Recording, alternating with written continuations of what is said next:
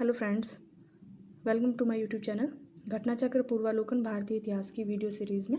आज की वीडियो बौद्ध काल संबंधित जो क्वेश्चन पूछे गए हैं उसके बारे में है। इससे पहले हम 117 क्वेश्चन तक कर चुके हैं और आज 118 से स्टार्ट करेंगे।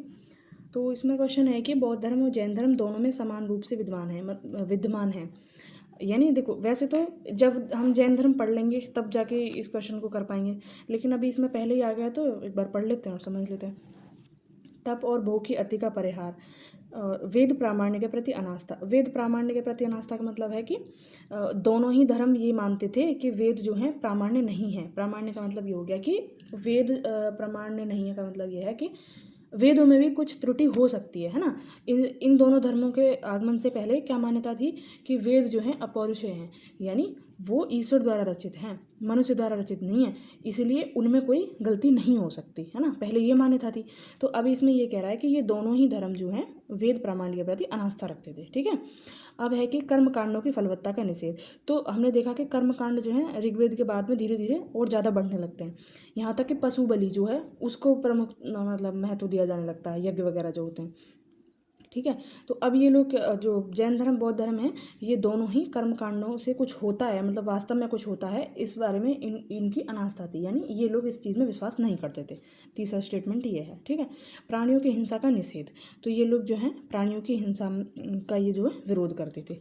ठीक है। अब देखो, अगर ये देखें कि अगर हमें इनका कोर पता हो कि भाई ये धर्म आए ही क्यों, पहले से धर्म था नहीं क्या था, तो उसमें कुछ कमी होगी, इसी वजह से तो ये आए। कोई भी चीज़ मतलब पहले से अगर वो विद्यमान है और ऐसी ही कोई चीज़ आती है तो वो इसीलिए आती है ना कि पहले की कुछ गलतियां हैं उनको सुधारने के लिए। यानी धर्म है, फिर दूसरा धर्म आ रहा है, बौद्ध धर्म जैन धर्म, कहीं बाहर से तो आया नहीं, भारत का ही है, तो वो क्यों क्यों पनप रहा है यहाँ पे। हैं तो इसका कारण है कि उसमें कुछ मतलब खामियाँ होंगी, और उसकी खामियाँ यही थी कि मतलब बहुत ज़्यादा कर्मकांड बढ़ गए थे, और वेदों के मतलब वेदों को लेके कि वेद जो हैं प्रामाणिक हैं और उनको कौन पुरोहित ही मतलब उनकी व्याख्या कर सकते हैं, ये सब बहुत सारी चीज़ें थी। तो अगर हमें ये पता होगा कि किस उनमें गलतियाँ क्या थीं तो उनके वो विरोध में आए थे, तो ये तीनों स्टेटमेंट हम आराम से कर सकते हैं ना। बौद्ध धर्म जिस वजह से आया था उसी वजह से जैन धर्म भी आया था, तो ये तीनों आराम से हो जाएंगे कि हाँ ये बात भी ठीक है, ये भी ठीक है और ये भी ठीक है। जो पहला है कि तप और भोग की अति का परिहार, यही मतलब इसमें थोड़ा कन्फ्यूज़न हो सकता है और यही इसमें गलत है। दूसरा, तीसरा और चौथा सही है, यानी ये तीनों चीज़ें दोनों धर्म में पाई जाती हैं। तो तप यानी आत्मदमन और भोग की अति का परिहार एवं मध्यम मार्ग का अनुसरण केवल बौद्ध धर्म में किया गया था, जैन धर्म में नहीं। जबकि वेदों की प्रामाण्यता के प्रति अनास्था, कर्मकांडों की फलवत्ता का निषेध एवं प्राणियों की हिंसा का निषेध दोनों धर्मों में किया गया है। ठीक है। नेक्स्ट है कि प्राचीन भारतीय इतिहास के संदर्भ में निम्नलिखित में से, मतलब इसमें भी फिर दोबारा वही क्वेश्चन है, और वो किस में पूछा है, वो यूपीएससी का क्वेश्चन है और 1996 में पूछा है, और ये 2012 में सेम क्वेश्चन रिपीट है, बस इसमें उसमें 4 ऑप्शन थे, एक जो प्राणियों की हिंसा वाला स्टेटमेंट और था, इसमें सिर्फ 3 है। ठीक है। तो पता है ये आंसर क्या होगा, दूसरा और तीसरा। ठीक है। अब इसमें है कि बौद्ध धर्म तथा जैन धर्म, अच्छा, निम्नलिखित में से कौन सी बात बौद्ध धर्म तथा जैन धर्म में समान नहीं है, सेम क्वेश्चन। अब है कि भगवान बुद्ध ने निम्नलिखित 4 आर्य सत्यों का प्रतिपादन किया। ठीक है। पहला तो एक फैक्ट इस क्वेश्चन से पता चल गया कि 4 आर्य सत्य। फिर उसके बाद दिया है कि उनका सही क्रम क्या है। तो इनका सही क्रम देखो, अब इसमें दुख के बारे में बात हो रही है, और जब हमने ये पढ़ा भी है कि इसका जो आर्य सत्य है, पहला वाला आराम से पता होगा दुख है, और लास्ट वाला पता होगा दुख निरोध का मार्ग, और इसी के लिए उन्होंने जो मार्ग बताए वो क्या थे, अष्टांगिक मार्ग। यानी ये तो सबसे लास्ट में आना है। तो सी कहाँ आ रहा है लास्ट में, एक तो यहाँ आ रहा है और एक यहाँ आ रहा है, ए यहाँ भी आ रहा है, एक यहाँ भी आ रहा है। ठीक है।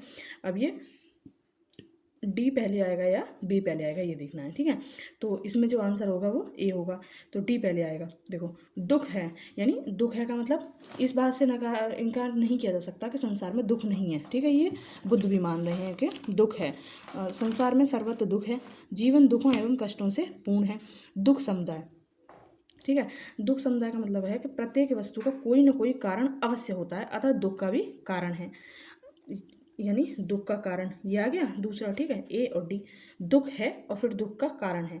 दुख निरोध, यानी निरोध का मतलब क्या होता है, रोकना उस चीज़ को, है ना। तो दुख निरोध यानी दुख का अंत संभव है, निरोध यानी रोकना, तो दुख को रोका जा सकता है, यानी दुख का अंत संभव है। फिर है कि दुख निरोध गामिनी प्रतिपदा। गामिनी से समझ आ रहा होगा, गामिनी क्या होता है, मतलब पथ होता है ना, तो यानी दुख निरोध, दुख को रोकने का पथ है।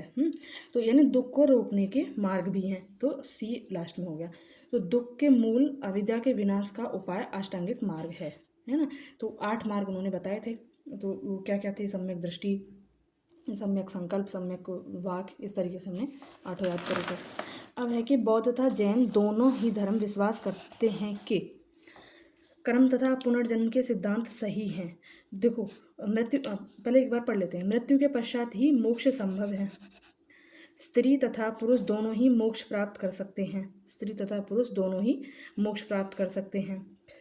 जीवन में मध्यम मार्ग सर्वश्रेष्ठ है। देखो मध्यम मार्ग से तो स्पष्ट समझ आ रहा है कि मध्यम मार्ग किसका है, बुद्ध का, है ना। और इसमें पूछा है कि दोनों किस में विश्वास करते हैं। अब इसमें है कि मृत्यु के पश्चात ही मोक्ष संभव है। यही तो दिक्कत थी जो वैदिक धर्म चला आ रहा था उसमें, कि मृत्यु के बाद ऐसा ऐसा होगा, पारलौकिक जो सुख सुविधाएं उनके बारे में लोगों को इधर उधर भटकाना पुरोहितों द्वारा। तो इसी वजह से ये बौद्ध धर्म और जैन धर्म, वैदिक जो धर्म था, वैदिक धर्म की जो मान्यता है उसमें जो कुरीतियाँ आ गई थी, उनका विरोध करते थे। तो ये ऐसा कैसे कह सकते हैं कि मृत्यु के बाद ही मोक्ष संभव है। देखो जो कर्म कांड बढ़ते हैं ना, उसका एक कारण यही है कि मृत्यु के बाद का डर दिखाया जाता है कि मृत्यु के बाद ऐसा होगा, है। तो इंसान ने देखा तो है नहीं क्या होगा, इस वजह से इंसान जो है, जो पुरोहित वगैरह हैं उनकी बातों में आके कर्मकांड करते हैं ये सब। तो अगर बौद्ध धर्म और जैन धर्म भी यही कहते तो वहाँ भी कर्मकांड आ जाते ना।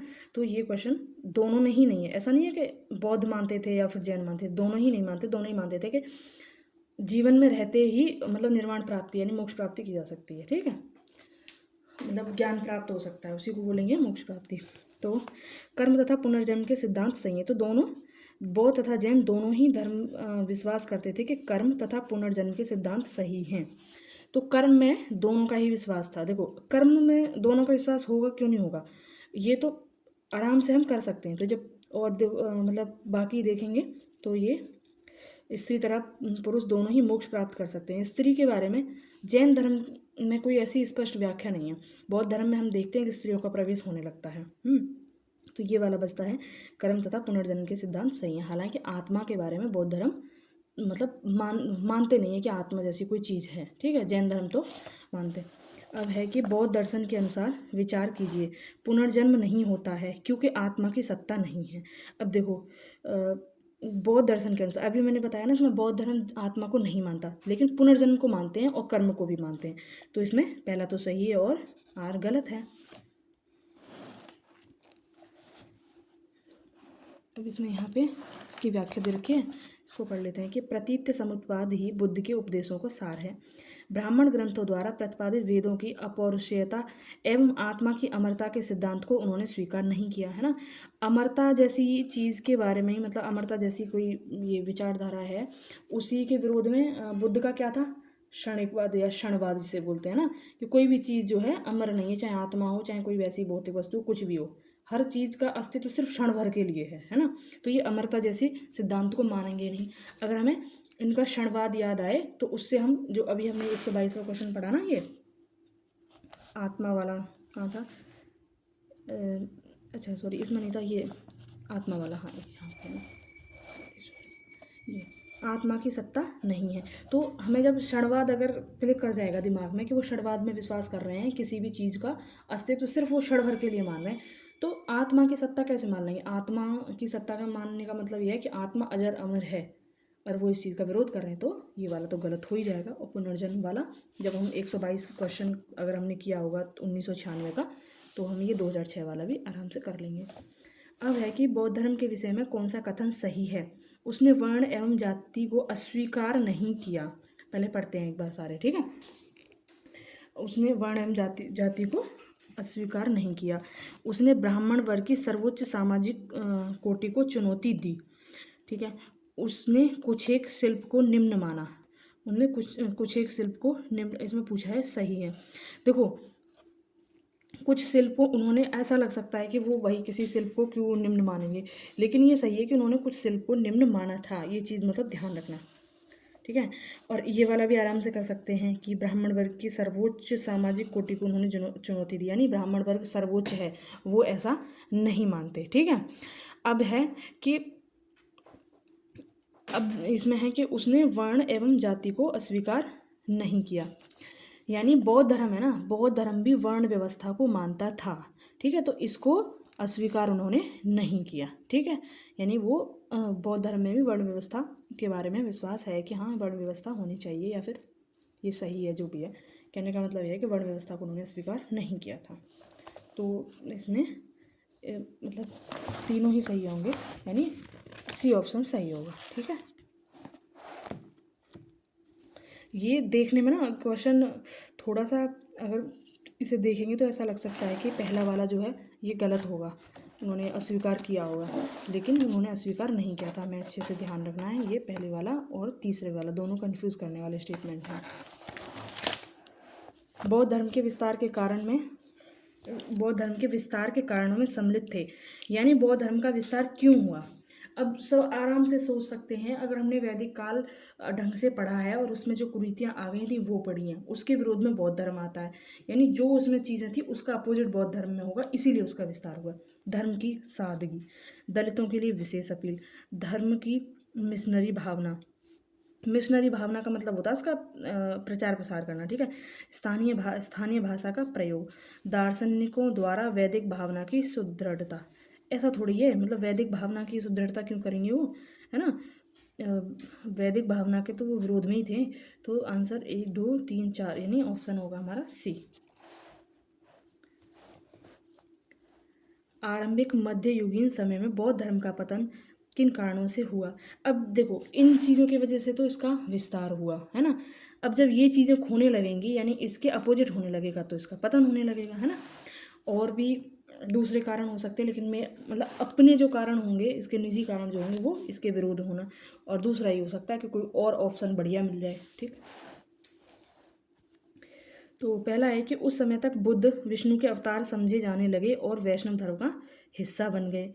अंतिम गुप्त राजा के समय तक आक्रमण करने वाली मध्य एशिया की जनजातियों ने हिंदू धर्म को अपनाया और बौद्धों को सताया। ये सही है।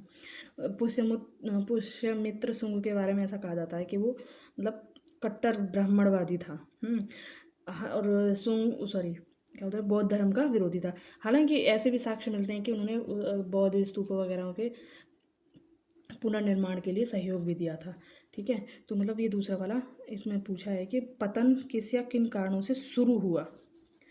तो अंतिम गुप्त राजा के समय तक आक्रमण करने वाली मध्य एशिया जनजातियों ने हिंदू धर्म को अपनाया और बौद्धों को सताया। देखो इसमें जनजातियों के बारे में बोला है, मतलब अभी मैंने बताया शुंग के बारे में, वो तो ब्राह्मणवादी हो गया। अब देखो जनजातियों ने हिंदू धर्म को अपनाया, बौद्ध धर्म को सताया। अब हमने इसमें पहले क्या देखा, इससे पहले कहाँ था, यहाँ पे, कि दलितों के लिए विशेष अपील, ठीक है। यानी दलितों का शोषण हो रहा था, जो निम्न वर्ग के लोग थे। अब यहाँ पे जो जनजातियाँ हैं, ये बाहर से लोग आ रहे हैं, तो इनको तो यहाँ पे हिंदू धर्म में सर्वोच्चता दी नहीं जाएगी, तो इनको भी निम्न माना जाएगा, है ना। और मलेच्छ वगैरह कह के इस तरीके से उनको मतलब इस तरीके के शब्दों का प्रयोग किया जाता था उनके लिए। तो इनको जब हीन भावना से देखा जाएगा तो ये लोग हिंदू धर्म को क्यों अपनाएंगे, ठीक है। तो ये वाला स्टेटमेंट सही नहीं है। गुप्त वंश के राजाओं ने बौद्ध धर्म का पुरजोर विरोध किया, ऐसा तो हमने कहीं नहीं पढ़ा। और वैसे अभी गुप्त वंश हमने पढ़ा नहीं है, लेकिन देखो इंडिया में शासन करने के लिए ना किसी भी राजा को मतलब सारे धर्मों को साथ लेके चलना होगा। मान लो वो किसी भी अन्य धर्म को मानता है और दूसरे धर्म को नहीं भी मानता है, तो उसका पुरजोर विरोध तो नहीं कर सकता। और गुप्त वंश जो अच्छा खासा रहा है, बहुत टाइम तक सस्टेन किया है, तो उसमें अगर ऐसा होता कि वो बौद्ध धर्म का पुरजोर विरोध कर रहे हैं, तो फिर ये ज़्यादा नहीं चल पाते हैं ना। तो फिर क्या होता है, साम्राज्य में बहुत ज़्यादा असंतोष उत्पन्न होने लगता है। तो पुरजोर विरोध जैसी संकल्पना हमें मुगल काल में, वो भी औरंगजेब के समय में देखने को मिलेगी कि उसने हिंदुओं का पुरजोर विरोध किया। बाकी उससे पहले पुरजोर विरोध जैसे जो स्टेटमेंट होगा ना, वो लगभग सबके लिए गलत ही होगा। तो इसमें जो सही है वो 1 है। आरंभिक मध्ययुगीन समय में भारत में बौद्ध धर्म का पतन इसलिए हुआ कि उस समय बुद्ध जो है विष्णु के अवतार समझे जाने लगे और वैष्णव धर्म का हिस्सा बन गए।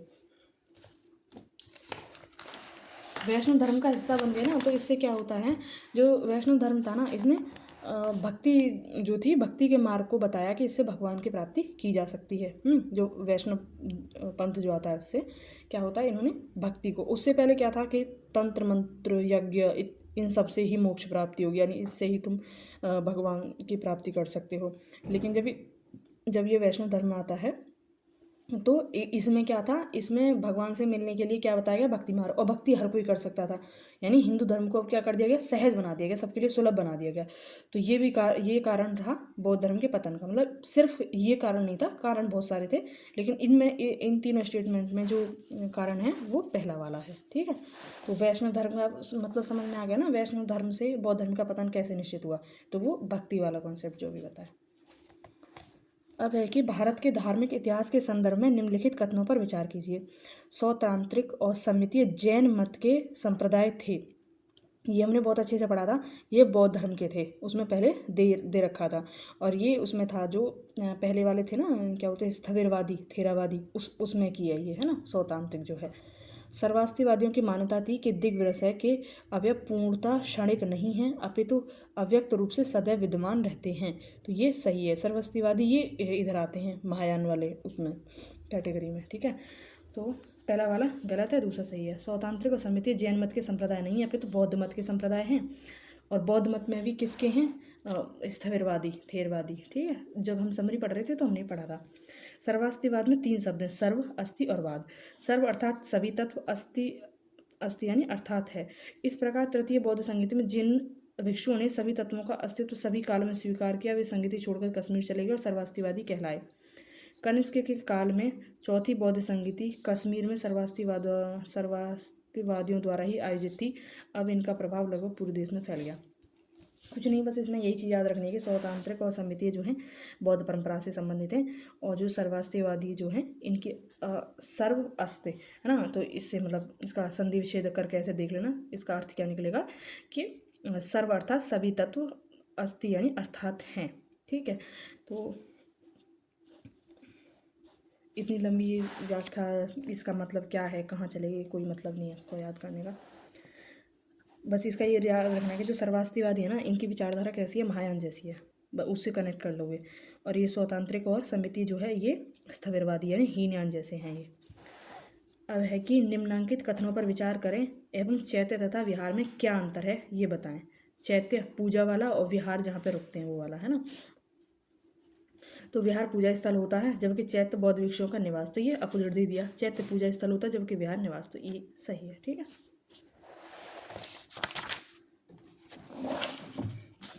अब है इसमें कि कुल शैलकृत बौद्ध गुफाओं को चैत्य कहते हैं, जबकि अन्य को विहार। अच्छा, कुछ है, सॉरी, कुछ शैलकृत बौद्ध गुफाओं को चैत्य कहते हैं जबकि अन्य को विहार। दोनों में क्या अंतर है, सेम क्वेश्चन फिर से रिपीट है। मतलब चैत्य पूजा वाले और विहार बौद्ध भिक्षुओं के रहने वाले। तो इसमें स्टेटमेंट बी है, चैत्य पूजा स्थल जबकि विहार बौद्ध भिक्षुओं का निवास। अब है कि पश्चिमी गोदावरी जिले के गुंटूपल्ली में प्रारंभिक चैत्यगृह और विहार चट्टानों को काटकर बनाए गए। ठीक है, शुरुआत में तो गुफाओं को ही काटकर बनाए गए थे ना, तो प्रारंभिक शब्द लिख दिया है इसमें, तो इसमें कुछ ऐसा है नहीं कि ये गलत होगा, कॉमन सा है। पूर्वी दक्कन के चैत्य और विहार साधारणतः चट्टानों को काटकर बनाए गए। दोनों ही सही हैं। ठीक है, साधारणतया यानी साधारणतया का मतलब एक जनरलाइज वे में, सामान्यतः अगर मतलब इसके लिए सामान्यतः वर्ड कहें तो ज़्यादा सही रहेगा। तो मतलब ऐसा नहीं है कि एकदम से यही कह दिया गया सिर्फ और सिर्फ चट्टानों को काट कर बनाया गया, है ना। तो दोनों जनरल से स्टेटमेंट हैं, दोनों ही सही हैं। सुल्तानी युग में बौद्धों की कौन सी शाखा सबसे प्रभावशाली थी, तो वज्रयान। मध्यकाल में बौद्धों की वज्रयान शाखा सबसे अधिक प्रभावशाली थी। वज्रयान का सबसे अधिक विकास 8वीं शताब्दी में हुआ। इसके सिद्धांत मंजुश्री मूलकल्प तथा गुहा समाज नामक ग्रंथों में मिलते हैं। ठीक है, और जो ये वज्रयान है ना, ये महायान से निकला हुआ है, ये हमने पहले पढ़ा था। ठीक है, और वज्रयान में तंत्र मंत्र जो है ना, इन सब का ज़्यादा महत्व होने लगा था। एक ये भी कारण था कि बौद्ध धर्म का पतन हुआ। ठीक है, तो वज्रयान सबसे बाद में आता है।